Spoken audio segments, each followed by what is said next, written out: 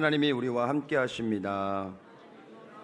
예수님 안에서 좋은 일이 있습니다. 목포교회는 3,000명으로 부흥합니다. 믿으시면 큰 소리로 아멘. 두 손 들고 아멘. 제가 처음 왔을 때요, 오른쪽이 좀 많았어요. 죄송한데 분단을 나눠서 죄송한데요, 여기 1분단 할게요. 1분단 2분단이 사람이 좀 많았어요. 그리고 3분단 4분단이 사람이 없었어요. 거의. 지금 보세요, 3분단 4분단이 부흥을 했어요. 물론 우리가 교회학교 연합에서 함께 예배 드리고 있지만 어쨌든 3분단에도 사람이 많이 지금 앉아 계시고, 4분단에는 오늘 교회학교 함께 드려서 보기 좋고요. 또 저 위층에도 보니까는 안 보이시죠? 제일 많습니다. 제일 부흥했어요. 지금 2층이. 우리 하나님께 영광의 박수 올리겠습니다. 한 가지 소원이 있다면은 성가대 자리가 좀 부흥되길 원합니다. 남자분으로 꽉 채워지길, 2줄 정도만 채워주면 딱 좋을 것 같아요. 그래서 오늘 집에 가시면 기도해 보시고, 남자분들은 저 성가대 하겠습니다 라고 자원해 주시면은 갑절의 복이 임할 것입니다. 아멘. 유아 동무실에도 거의 1명 정도 있을까 말까 했는데요, 보니까는 아이들이 많이 들어가 있습니다. 우리 교회가 지금 부흥하고 있다는 거예요. 아멘. 여러분들 끊임없이 기도해 주시기를 부탁을 드리겠습니다. 오직 십자가의 능력으로라는 대주제 아래 오늘은 내 안에 거하라 라는 말씀으로 함께 말씀을 나누도록 하겠습니다. 함께 크게 따라하겠습니다. 내 안에 거하라. 한 번 더요. 내 안에 거하라. 성경을 보니까 내 안에 거하라, 나도 너희 안에 거하리라. 얼마나 저는 말씀을 준비하면서 하나님이 내 안에 계시는구나, 내가 주님 안에 있는 거구나, 이거 같은 놀라운 복이 또 어디 있을까, 그런 생각이 들었습니다. 우리 장로님도 기도해 주셨지만은 우리가 무더운 여름 많은 행사 가운데 많은 성도들이 함께 동참해 주셨고, 또 특별히 아시겠지만 우리 교회학교가 가장 많이 부흥했어요. 우리 교사선들에게 박수 한번 쳐주세요. 네. 일어나라고 하면은 안 일어날 것 같아요, 그죠? 그래서 우리 교사선생님들 너무 수고해 주시고, 아이들 이렇게 양육하고 또 간식 먹이고 저렇게 사랑으로 돌봐 너무 감사드려서 교회학교가 좀 많이 부흥되고 있는데, 여러분들 자녀분들 많이 보내주시고 또 끊임없이 관심을 가져주시기를 주의 이름으로 축원을 드립니다. 자, 우리가 상반기가 이제 마무리되고 이제 9월 달에 7월 달부터 이제 하반기 들어갔지만 9월 가을을 맞이해서 저희가 열심히 다시 한번 좀 열정을 회복해야 되지 않을까 싶은 생각이 들어요. 저희가 이제 8월 중순까지 연합수련회 끝내고 나서 한 2주간 보니까 새벽에 사람이 없어요. 새벽 제단도 우리 이만큼 가득 차기를 바랍니다. 수요 예배, 금요 예배, 또 우리 주일 예배는 또 정말 빠짐없이 참석해서 성도의 의무, 사명, 그 책임을 다하시기를 예수님의 이름으로 축원을 드립니다. 오늘 15장의 말씀은 여러분들이 참 잘 아시는 말씀. 저희 어렸을 때 성경학교에도 이 포도나무에 대한 설교를 많이 들었고, 우리 출석, 예전에는 이렇게 출석부다인데 그 주보 뒤에 보면은 뭐 있어요? 주보 동대 포도로 된 출석 스티커가 있어서 교회 갈 때마다 선생님이 포도 스티커 주면은 스티커 하나 딱딱딱 붙여서 완전 딱 되면은 또 이렇게 상반기 끝나면 상도 주시고, 여러분들 재직 임명 때 보면은 이 명패 보면은 뭐로 돼 있어요? 포도요로 이렇게 열려 있어요. 굉장히 상징적인 겁니다. 그래서 오늘 15장의 말씀을 통해서 하나님께서 우리에게 어떤 말씀을 주시는지 함께 말씀을 나눠보도록 하겠습니다. 첫째, 크게 한번 따라하겠습니다. 예수님은 참 포도나무이십니다. 우리 아이들만 크게 시작. 아이들이 몇 명 안 온 것 같아요. 우리 전체 한번 하겠습니다. 시작. 믿으시면 아멘. 1절에 나는 참 포도나무요 내 아버지는 농부라 그랬어요. 예수님은 포도나무요, 하나님은 포도원을 가꾸는 농부로 표현하고 있다는 것입니다. 이 구약시대는 이스라엘 백성들을 포도나무에 비유하기도 했습니다. 그런데 그 당시 이스라엘 백성들은 그 포도나무의 역할을 제대로 감당하지 못했다라는 것입니다. 뭐 포도나무뿐만 아니라 농부들이 이 뭐 3월 달부터 쭉 시작해서 여름을 지나고 가을을 추수하기 전까지의 그 수고는요, 서울에 있는 분들은 잘 몰라요. 근데 지방 도시에 밭일을 하시고 논일을 하시고 여러 가지 많은 것들을 하시는 분들의 그 수고의 땀을 보면요, 제가 저 지방에 가느라고 막 이렇게 앞에도 들어가 보고 저기 가다 보면은 그 뜨거운 태양볕 아래 할머니 한 분이 거의 허리는 숙이지 못하니까 어떻게 하고 있냐면은 거의 이렇게 계시, 이렇게. 이게 머리, 여기가 다리. 다리가 굽어지지 않으니까 거의 거꾸로 V자로 서서 그렇게 일을 하시더라고요. 신호가 끝나는 그 시간까지 계속 봤는데 그 모습으로 계속 일을 하시는데 그 절대 시켜서는 못하는 일입니다. 근데 그 농부가 밭을 메고 과수원의 그 나무들을 돌보는 그 목적이라고 얘기할까요? 그 목표가 뭘까요? 열매를 맺기 위함이라는 것입니다. 그런데 열매를 맺지 못한다면 그 농부의 마음은 어떨까요? 가장 힘들고 어려워요. 그래서 한때 우리 여름에 막 태풍 지나가면은 열심히 가꾸었던 그 하우스나 여러 가지 모든 것들이 다 무너져 버릴 때 그 농부의 마음, 인터뷰하는 그분들의 마음을 여러분 혹시 공감하십니까? 이거는 1년 농사가 다 망쳐버린 거예요. 여름에 그렇게 잘해서 수확을 거둬서 겨울에 좀 안식을 취하는, 마치 개미들이 열심히 여름에 일해서 눈 오고 추운 날 뭐예요? 여름에 쌓아놨던 곡식들을 먹으면서 겨울을 지내잖아요. 근데 열매를 맺지 못하면요, 겨울 내내 또 힘들고 어려운 시기를 보내야 된다라는 것입니다. 포도나무의 가치는 그 열매로 인정을 받는 것처럼 신앙생활에도 열매를 맺지 못하는 가지는 오늘 성경에 보니까 제 말씀 아닙니다, 제거해 버리신다고 딱 표현하고 있어요. 좀 하나님 너무하지 않으신가? 표현이 좀 기회를 주겠다라고 해도 굉장히 완화될 텐데 제거해 버리겠다라고 이야기를 하고 있습니다. 2절 말씀입니다. 함께 읽어보겠습니다. 시작. 물은 내게 붙어 있어 열매를 맺지 아니하는 가지는 아버지께서 그것을 제거해 버리시고 무릇 열매를 맺는 가지는 더 열매를 맺게 하려 하여 그것을 깨끗하게 하시느니라. 열매를 맺지 못하면 제거해 버리고 열매를 맺는 나무는 뭐요? 더 열매를 맺을 수 있도록 은혜를 부어 주신다는 거예요. 아주 대도되는 그 말씀이 이 한 문장에 나와 있는데, 여러분, 저와 여러분들은 신앙생활을 통해서 풍성한 열매를 맺어야 되는 가지라는 사실을 여러분이 기억하시기를 주의 이름으로 축원을 드립니다. 그래서 마태복음 7장 21절에 우리가 잘 아는 말씀이 있죠. 함께 읽겠습니다. 시작. 나더러 주여 주여 하는 자마다 다 천국에 들어갈 것이 아니요 다만 하늘에 계신 내 아버지의 뜻대로 행하는 자라야 들어가리라. 뭘 얘기하냐면요, 많은 사람들이 종교 활동을 하면서 그 시대도 마찬가지예요. 나 하나님 잘 믿어요, 말씀대로 살아가요, 11조도 드려요, 금식도 해요, 마치 율법적인 모든 것들을 행하지만은 뭘 안 해요? 주의 뜻대로 행하지 않는 그 모습을 보면서 오늘 말씀을 하신 거예요. 신앙생활의 그 성숙, 신앙생활의 그 모습은 뭘로 볼 수 있느냐? 열매로 볼 수 있다라는 거예요.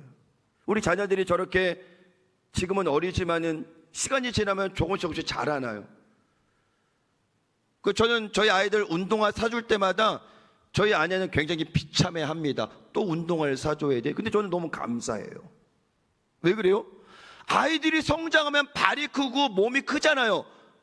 그런데 또 지출을 해야 되는 것 때문에 아파한다면 그거는 건강한 생각이 아닙니다. 물론 뭐 그래서 그렇지는 않겠죠. 그렇다고 평생 그 아들이 250mm 10년 동안 신을 수 있나요? 못 신어요. 이번에도 아들이 신발을 하나 사줬는데 엄마하고 이제 미리수가 같더라고요, 벌써. 그래서 저는 너무 감사했어요. 엄마 신발을 신어도 되겠구나, 이제. 그럼 살 필요 없잖아요. 같은 미리수 쓰니까. 등치도 커져서 엄마 옷이 맞을 수가 있어요. 그래서 저는 미나가 빨리 성장하길 원합니다. 엄마 옷 입으라고. 여러분, 아이들이 낳아서 성장하는 것이 당연하고 자연스럽듯 신앙생활을 통해서 신앙의 연수가 깊어지면 깊어질수록 우리의 생각이나 가치관이나 마음들이 조금 더 성숙해질 수 있어야 돼요. 30년, 40년, 50년, 60년 신앙생활에서 직분도 가지고 있는데 변화가 되지 않는다면 열매가 없는 겁니다. 열매가 없어요.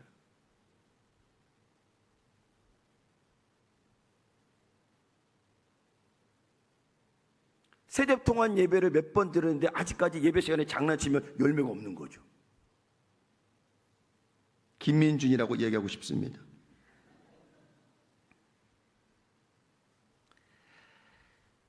그래서 우리는 참포도 나무이신 예수님께 찰떡같이 붙어 있어야 돼요. 여러분 찰떡 아시죠? 네. 옆에 분과 인사합니다. 우리 찰떡같이 붙어 있으시다. 시작. 어디에 붙어 있어야 될까요? 세상에 붙어 있으면 안 돼요. 오물이 껴요. 오염돼요. 그러나 예수님께 찰떡같이 붙어 있으면 찰떡 같은 인생이 되는 거예요. 아멘. 주님 안에 있어야 우리는 은혜를 받고 기적을 체험하고 내 삶의 변화되는 모습을 경험하게 된다라는 것입니다. 하나님의 자녀가 되는 것은 다른 조건이 필요하지 않습니다. 누구든지 십자가에 달리신 예수님만 믿기만 하면 구원의 하나님의 자녀가 된다는 것을 기억하시기 바랍니다. 세상의 많은 종교들은요, 그 예수님이 아니라 선한 행위로 착한 행실로만 뭐예요? 자기의 의를 드러내고 맙니다. 선한 일을 많이 하는 사람이나 물질을 많이 들여서 내가 공부를 많이 해서 구원받는 것이 아니라 십자가에 달리신 예수님, 부활하신 그 예수님을 믿기만 하면 바로 하나님의 자녀가 되는 구원의 선물을 받게 된다라는 것입니다. 저는요, 공부하는 학생들이나 사업하시는 분들이나 직장에서 일을 하시는 분들이나 아니면 직장에서 일을 하지 않고 아무것도 하지 않고 집에 계신 모든 분들에게 저는 동일하게 말씀하고 싶습니다.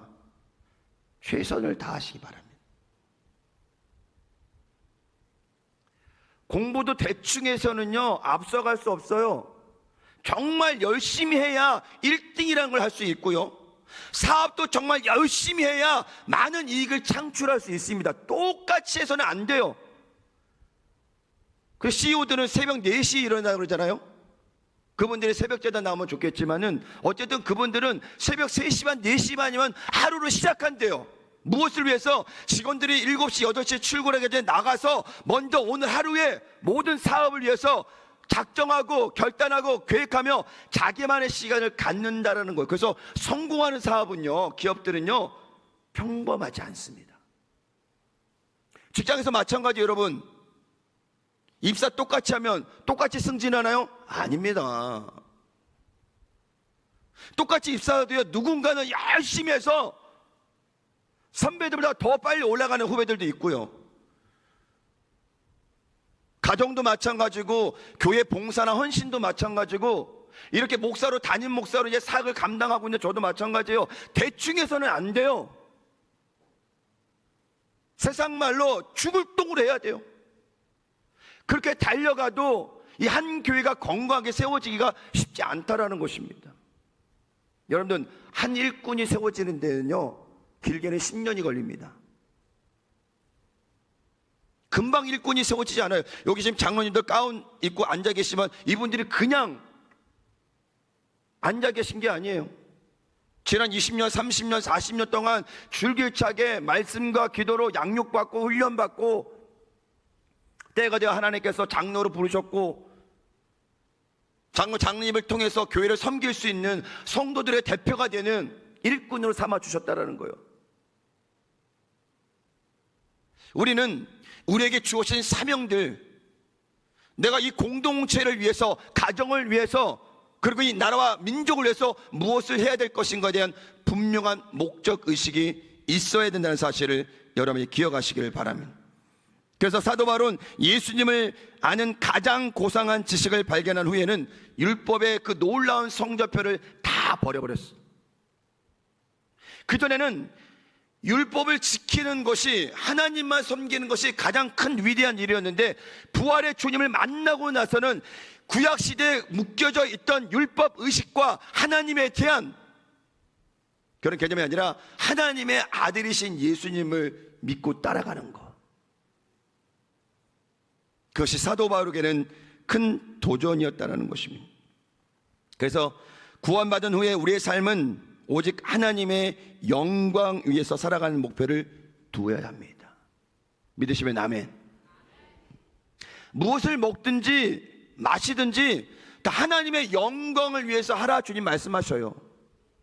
내가 삶을 살아가는 거, 돈을 버는 거, 공부하는 거, 직장에서 일을 하는 거, 사업을 통해서 많은 부를 창출하는 거, 내 몸이 건강한 거, 누굴 위해서 여러분들 그렇게 노력하십니까? 자녀들에게 좋은 유산을 물려주려고, 많은 유산을 물려주려고.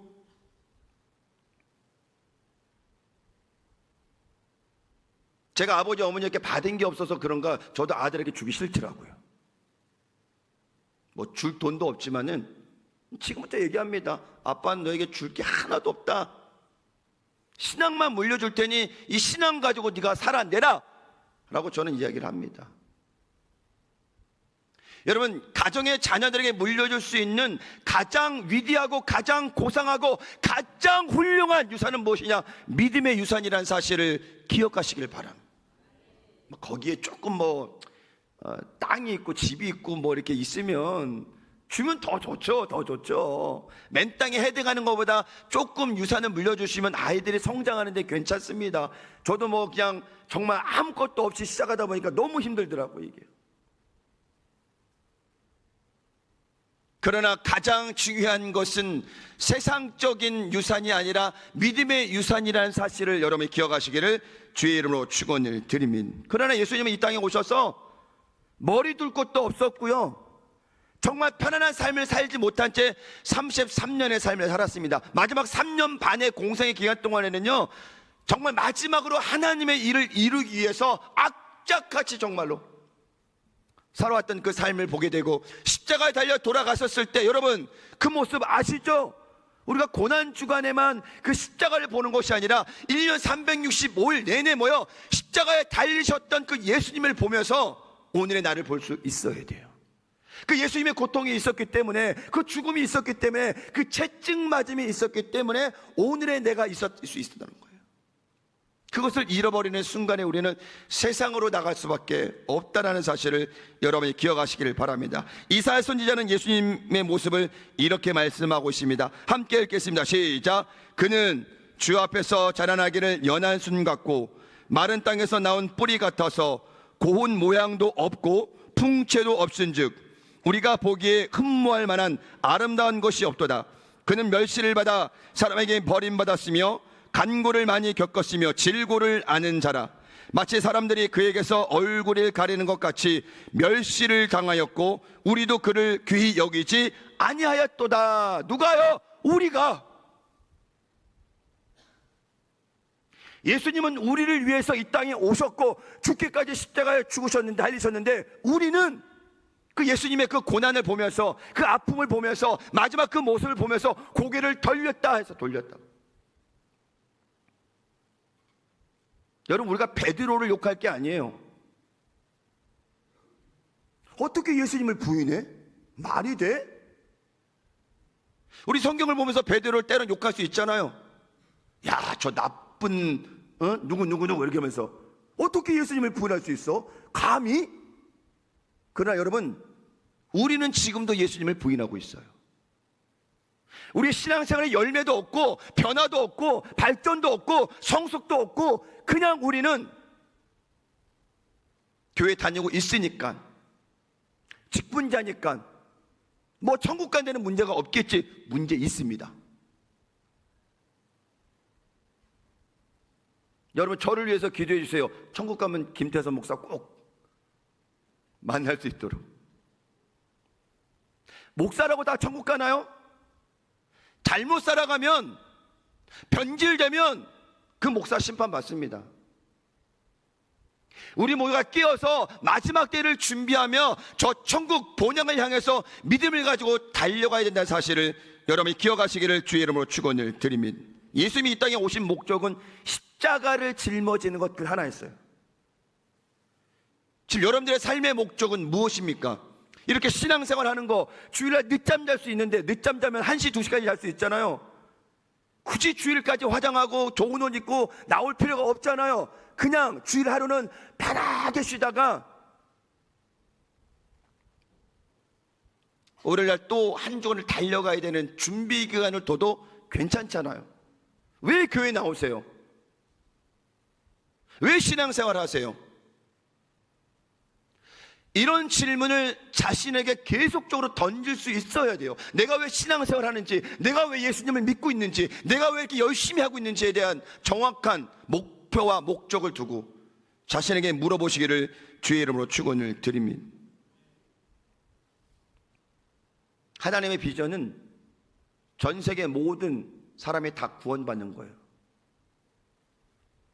예수님이 이 땅에 언제 오실까? 많은 사람이 질문하잖아요. 뭐 다미성교회는 뭐 아시잖아요. 뭐 몇 년 뒤에 며칠에 뭐 오신다 그래갖고 막 한때 막 슈퍼에 막 뭐죠? 그 후레쉬하고 뭐 부탄가스하고 완전히 다 동났잖아요. 혹시 아시나요? 그때가 제가 알기로는 96년도인가요? 마트마다 다 동났어요. 촛불, 후레쉬, 부탄가스 뭐 다 동났어요. 예수님이 이 땅에 오시는 것은 하나님만 아셔요. 우리는 그때까지 준비하고 있으면 되는 거예요. 슬기로운 다섯 처녀처럼 기름을 준비해서 깨어 기도하고 있어야 되는 거예요. 주님이 언제 오실지 모른다는 거예요. 천국 문이 닫히면 땅에서 주님 저를 기억해 주시옵소서 절대 기억 못합니다. 천국 문이 열릴 때 우리는 함께 올라가야 돼요. 닫히면 열 자가 없습니다. 그리고 우리는 마지막까지 깨어 기도하며 믿음으로 준비해야 된다는 사실을 여러분이 기억하시기를 주의 이름으로 축원을 드립니다. 앤드류 머리 목사님이 참 포도나무가 되신 예수님의 마음을 이렇게 표현을 했습니다. 함께 읽어볼까요? 시작. 잘 안 보이시나요? 보이시나요? 함께 읽으 시작. 포도나무의 완전한 충만함과 풍성함은 실로 지금 너희는 내 안에 있으므로 내가 가진 모든 것은 전적으로 너희의 것임을 믿으라. 너희를 열매 맺는 가지가 되게 하는 것이 나의 관심이요 나의 영광이노라. 너희는 연약하나 나는 강하다. 너희는 가난하나 나는 부유하다. 나의 사랑과 은혜와 약속을 믿어라. 다시 한번 말하노니 나는 온전히 너희의 것이다. 나는 포도나무요 너희는 가지라. 그러므로 오직 내 안에 거하라. 함께 합니다. 오직 내 안에 거하라.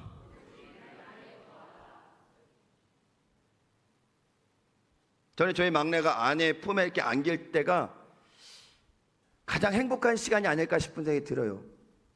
저는 뭐 제 아내 품에 안긴 지가 벌써 20년이 넘어간 것 같아요. 저희 큰애한테 뺏기고 둘째한테 뺏기고 막내한테 뺏기고 나니까 안길 데가 없어요. 여러분 우리가 그래요. 세상으로 버려지고 가족에게 버려지면 안길 데가 없어요. 얼마나 비참한지 몰라요. 근데 그 주님께서 뭐라 그랬어요? 내 안에 거하라 그래요. 내 안에서 쉼을 쉬라 그래요. 그 예수님이 우리의 삶의 모든 것이 되신다는 사실을 여러분이 기억하시기를 주의 이름으로 축원을 드립니다. 오스왈드 챔버스 주님은 나의 최고봉이라는 책에 또한 이러한 글이 있습니다. 우리 함께 읽어볼까요? 시작. 우리가 주님의 생명을 드러내는지의 여부는 역경을 당해보면 압니다. 하나님의 아들이 그 원천적인 향기를 드러냅니까? 아니면 그분을 떠나 나 자신의 짜증과 신경질과 초조함을 드러냅니까? 역경 가운데 참된 자유함을 누릴 수 있는 유일한 비결은 하나님의 아들의 생명이 우리 안에서 드러나기를 간절히 열망하는 것입니다. 열망하십니까 여러분들? 포도나무와 하나 된 가지처럼 내 안에 거하라 라고 유기성 목사님이 책을 쓰셨는데 그 책에 또 이러한 글이 있습니다. 함께 읽어보자. 시작. 우리가 예수님과 온전히 연합한 자라면 어려운 일 때문에 우리 자신이 짓이겨졌을 때 오히려 예수님의 생명의 향기가 짙어질 것입니다. 향유를 담은 옥합을 깨면 향기가 확 퍼지는 것과 마찬가지입니다. 예수님과 함께 사는 자들, 늘 주님을 바라보고 사는 자들에게는 이런 역사가 있습니다. 그가 고난당할 때, 시련당할 때, 어려움을 당할 때 주변에 있는 사람들이 향기를 느낍니다. 예수님을 통해서 하나님의 은혜의 세계에 들어갔기 때문입니다. 예수님도 주님 안에 거하신 분이세요. 그리고 저와 여러분들이 예수님을 떠나서 독단적으로 삶을 살아간다는 것은 예수님의 향기를 나타낼 수 없다라는 거예요. 아까 복도에서 잠깐 회의하고 3층으로 올라오려는데 우리 최성희 권사님이 목사님 할렐루야 그랬나요? 깜짝 놀랐어요.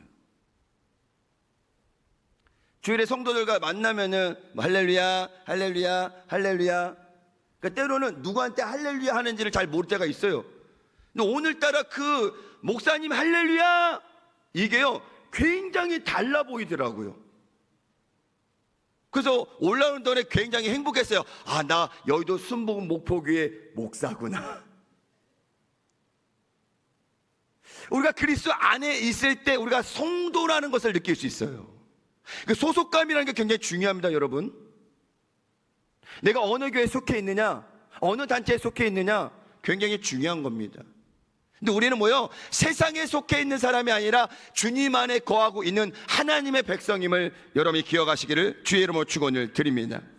두 번째 따라합니다. 열매 맺는 신앙이란 무엇인가? 시작. 요한복음 15장 5절 말씀입니다. 함께 읽겠습니다. 시작. 나는 포도나무요 너희는 가지라. 그가 내 안에 내가 그 안에 거하면 사람이 열매를 많이 맺나니 나를 떠나선 너희가 아무것도 할 수 있다. 있다. 없다 그래. 누가 사투리 썼네요. 없습니다. 물고기가 물을 떠나서 살 데 없으시오. 우리도 마찬가지예요. 주님을 떠나면 아무 열매를 맺을 수가 없어요. 물론 세상의 열매를 맺을 수 있겠죠. 그러나 세상의 열매는 다 멸망의 길입니다. 그래서 우리는 예수님을 떠나면 안 돼요. 교회를 떠나면 안 돼요. 신앙을 버리면 안 된다는 것입니다. 그래서 우리가 이렇게 열심히 예배를 드리고 있는 것입니다. 태아는 10개월 동안 탯줄을 통해서 모든 영양분을 공급받게 됩니다. 영상을 좀 볼까요? 다 틀지 마시고 앞에 한 20초 정도 지나갔다가 그때부터 틀어주시고 끝까지는 안 봐도 될 것 같아요. 제가 이제 탯줄을 얘기를 하려고 좀 앞으로 지나가고요. 탯줄을 좀 설명하려고 하다가 아이들도 탯줄이 뭔지 모를 것 같고 여러분도 이제 출산한 지가 너무 오래돼서 감각이 없을 것 같아서 잠깐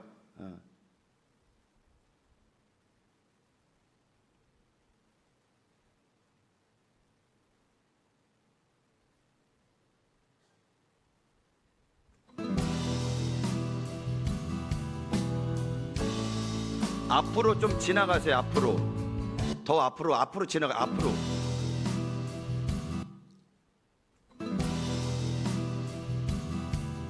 안 되나요? 앞으로? 아니 앞으로 한참 가시라고요. 가시라고.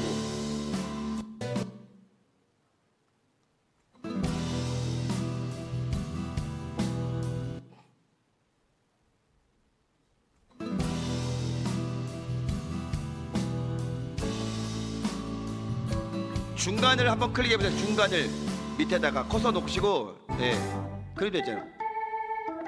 그러면 넘어가죠.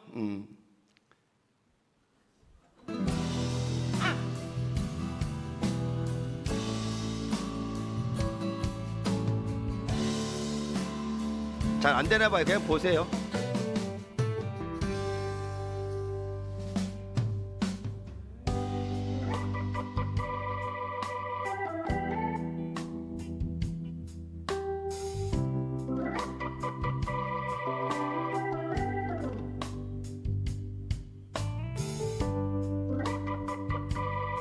지금 우리는 저렇게 수많은 경쟁을 뚫고 나 한 사람으로 태어나는 거예요.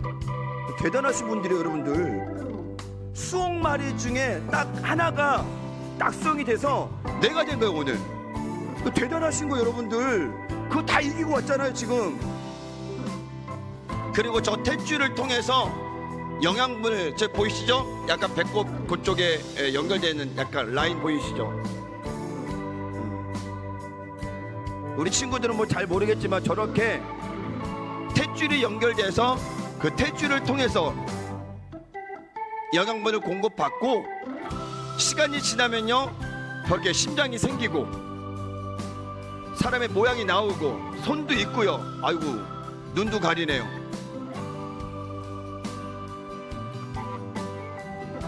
모자이크 처리를 좀 해주시지. 라이브로 나갔네요. 자, 됐습니다. 끝까지 보기에는 좀 그렇고. 자, 저기 마지막에 본 그 약간 탯줄이라는 부분, 저는 저희 아이들 날 때 저희 미나만 빼고 큰애하고 막내 탯줄을 다 잘라봤거든요. 근데 찾아보니까 탯줄은 뭐 잘라서 산모나 아이가 고통이 있다 없다 그러더라고요. 근데 아시겠지만 잘라보시면 알겠지만 김종환 집사님 잘 잘라줘요? 잘 안 잘라줘요. 웬만한 힘 주고선 잘 안 잘라집니다. 근데 보세요, 그 탯줄을 통해서 아이는 10개월 동안 뭘 받아요? 영양분을 공급받아요. 뭘 통해서? 그 탯줄을 통해서. 연결되어 있지 않으면 지금 우리 아이들은 이렇게 성장해서 나올 수가 없다라는 거예요. 우리 모두도 마찬가지죠. 신앙생활에서 우리가 주님과 연결되어 있다는 것은 이 신앙의 연결선을 통해서 우리가 계속적으로 공급을 받고 신앙으로 성장할 수 있다는 사실을 여러분이 기억하시기를 주의 이름으로 축원을 드립니다. 그 아이가 태어나서 건강하게 자라는 거, 이거 부모, 그거보다 더 큰 부모의 바람은 없을 것입니다. 저도 저희 자녀가 아빠봤기 때문에 이 아이가 건강한 게 얼마나 큰 축복인지. 그러니 우리 오늘 함께 예배드리는 3, 4, 50 우리 세대들의 부모님들은 자녀에게 너무 이렇게 공부 강요하지 마세요. 김민지 선생님, 알아서 잘할 겁니다. 때가 되면, 시간이 되면 알아서 깨닫고 공부 열심히 할 거예요. 그런데 우리 부모님들이 세상에 욕심이 너무 많아서 우리 아이가 조금 똑똑했으면 그냥 서울에 있는 인대학에 들어갔으면 좋겠다라는 마음이 얼마나 큰지 몰라요. 여러분, 망칩니다. 좋은 학교 갔다 그래서 그 아이가 좋은 아이가 되는 게 아니에요. 믿음 안에서 신앙 안에서 잘 성장할 수 있다면 그 아이는 서울인이 아니라 그리스도인이 됐을 때 그때 더 놀라운 일들을 감당하게 된다는 사실을 여러분이 기억하시기를 주의 이름으로 축원을 드립니다. 저는 오늘 3, 4, 50 젊은 엄마들 아빠들에게 이야기하고 싶은 게, 저도 그렇지만 부모가 다 처음이잖아요, 그렇죠? 우리 김종화 집사님이 정답이 아니에요. 근데 우리 부모들은 뭘 하고 있냐? 아이들에게만큼만은 부모가 정답이라고 그렇게 자신만만하고 있습니다. 아니요, 부모도 처음이기 때문에 부모가 정답이 아닙니다. 말씀이 정답이에요. 나도 경험이 없고 첫 부모가 됐는데 어른이라는 것 때문에 자녀들에게는 부모가 기준이 되어서 이대로 가야 된다라고 강요하게 되면 아이들은요 숨을 못 쉽니다.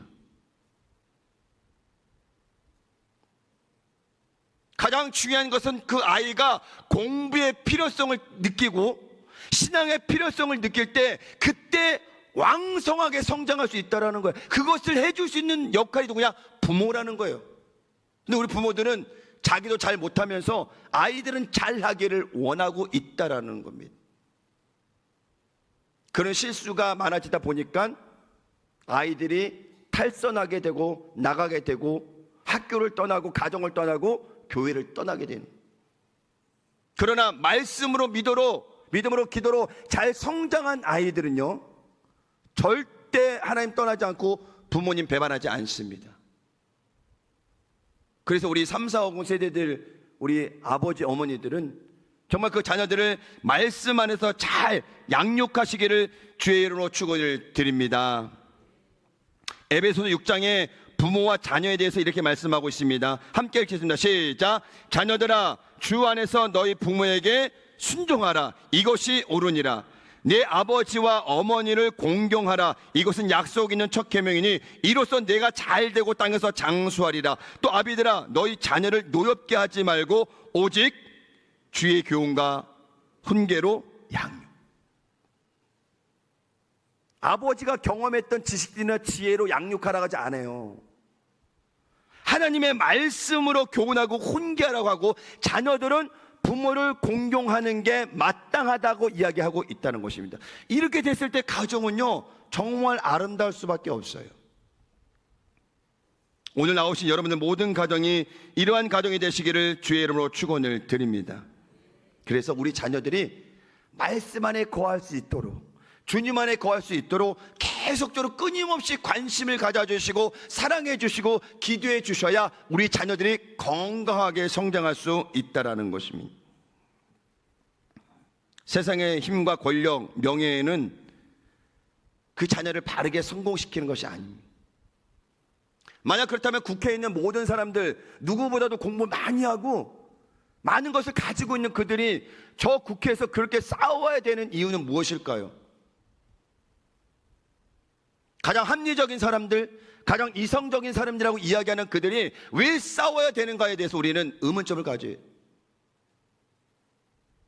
믿음 안에 말씀 안에 잘 양육된 사람들이 건강하게 성장해서 국회의원이 되고 대통령이 되고 공무원이 되고 이 사회 일원이 된다면 이 사회는 지금보다 더 아름다운 사회가 될 수 있다는 사실을 기억하시기 바랍니다. 나폴레옹이 이런 얘기를 합니다. 나는 전쟁과 힘으로 세상을 지배하려 했지만 예수님은 말씀으로 세상을 다스리셨다. 이게 진정한 힘이라는 거예요. 요한복음 15장 6절을 말씀하고 있습니다. 함께 읽겠습니다. 시작. 사람이 내 안에 거하지 아니하면 가지처럼 밖에 버려져 마르나니 사람들이 그것을 모아다가 불에 던져 사르느니라. 손을 얹고 고백하겠습니다. 우리는 크게요. 우리는 믿음으로 붙어 있어야 됩니다. 감사함으로 붙어 있어야 됩니다. 기도로 붙어 있어야 됩니다. 말씀으로 붙어 있어야 됩니다. 어디요? 주님 안에. 주님 안에. 제가 저희 막내가 아내 품에 안긴 모습을 얘기했잖아요. 그 안에 안겨야 그 아이는 모든 것을 공급받게 됩니다. 나 잘났다고 떠나 있는 사람들, 떠난 자녀들 결국 탕자처럼 또 부모님 찾게 돼요.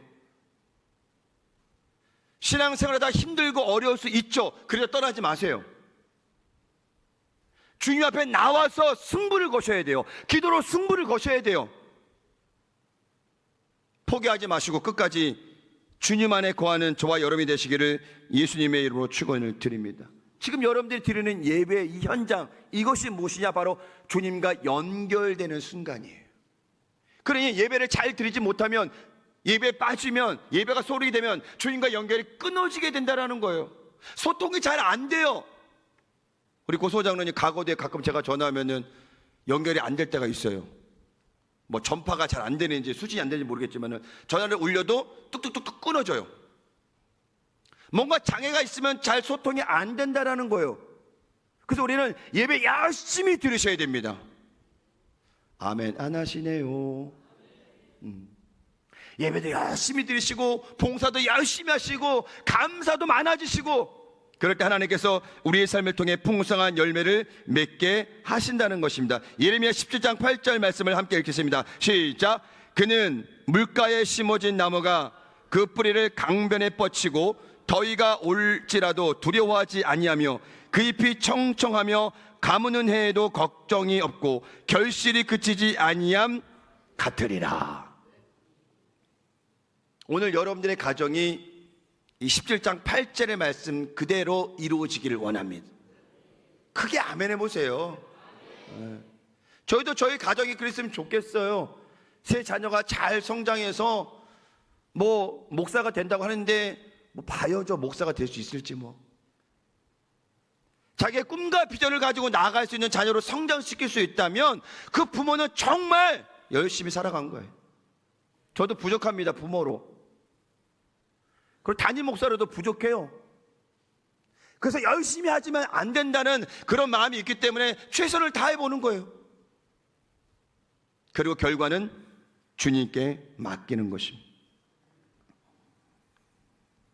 오늘 함께 예배드리는 모든 가정에 오늘 말씀이 그대로 적용돼서 이 가을에 풍성한 열매를 맺는 귀하고 복된 가정이 되시기를 예수님의 이름으로 축원합니다.